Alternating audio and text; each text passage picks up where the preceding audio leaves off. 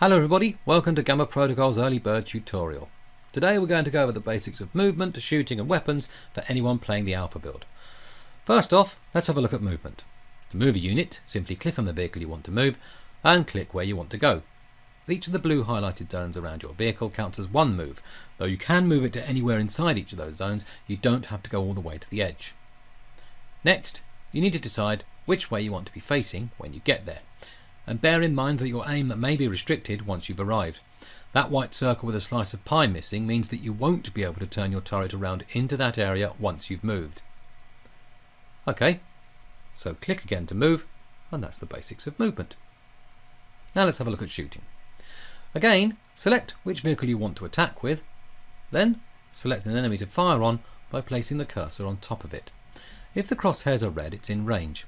You can also see what's in range by looking for anything that's within the thin red circle on the boundary of your vision. Again, if there's a pie slice missing from that circle, it means you can't turn your turret that far around to fire in that direction. Once you've decided on your target, click once on them to fire. And that's as simple as that. Now let's take a look at some of the specific details on shooting before we leave you to it. First off, there's dispersion. The red circle around the target is the dispersion zone. No matter what, if you fire on an enemy, your shots will end up in this zone.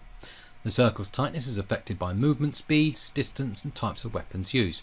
But if the circle is very tight around the enemy, you can expect to get a hit in every time.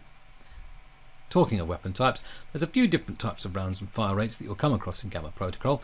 We have armour-piercing single-shot shells. We have high explosives, 20mm burst fire cannons, and heavy machine guns, each of which will behave differently against different enemy types and in different situations. But it's time for me to leave you now and let you discover the joys of weapon selections for yourselves. Thanks for watching, see you on the battlefield.